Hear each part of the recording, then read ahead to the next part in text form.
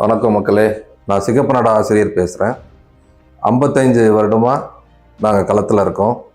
என் முன்னோர்கள் பல வருடமாக இந்த களப்பணி செஞ்சுட்டு இருந்தாங்க. அடுத்தது நான் இப்போ செஞ்சுக்கிட்டு இருக்கேன்.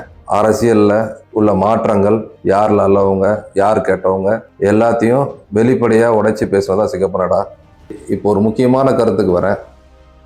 தேர்தலில் எதுக்காக வாக்களிக்கணும் அப்படின்றது இளைஞர்களுக்கு ஒரு பெரிய யாருக்கு அளிக்கணும், யாருக்கு போடணும், யாருக்கு போடக்கூடாதுன்ற ஒரே குழப்பத்தில் நேரம். அந்த குழப்பத்தை நீக்கிறதுக்காக ஒரு சின்ன உங்களுக்கு ஒரு எடுத்துக்காட்டை சொல்கிறேன்.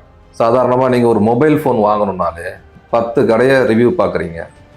என்ன பண்ணுறாங்க, எது பண்ணுறாங்க, நல்ல ஃபோனா, இது கெட்ட ஃபோனா, ஃபேக்கா, ஒரிஜினலான்னு பார்க்குறீங்க.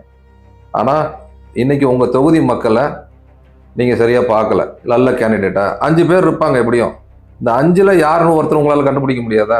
உங்களுக்கு அந்த திறமை இருக்குது, ரொம்ப ஜாஸ்தியாக இருக்குது. நீங்கள் எதையும் சிந்தித்து செயல்பட்டுட்டு தான் இருக்கீங்க. உங்களுக்கு ஒரு பொருள் வாங்கினாலும் நீங்கள் அவ்வளோ யோசிக்கிறீங்க.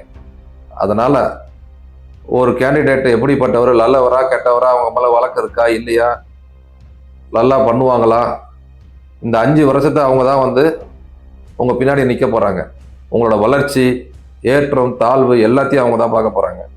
அதனால் அவங்க நல்லவங்களா கெட்டவங்களான்னு ரொம்ப சிந்திச்சு ஆராய்ச்சி பண்ணி உங்களோட ஸ்டைல்லையோ மொபைல்லையோ வலைதளத்துலையோ நல்லா ஃபுல்லாக தேடுங்க.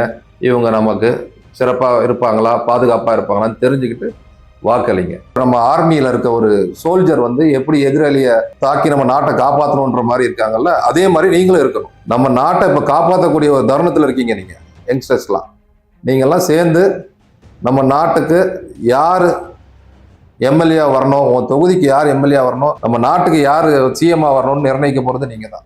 வாக்களிக்காமல் விட்டுறாதீங்க. வாக்களிக்காமல் விட்டீங்களா தேசத்துக்கு துரோகம் பண்ணுற மாதிரி ஒரு செயல். கண்டிப்பாக நீங்கள் வாக்களிக்கணும். நன்றி, வணக்கம்.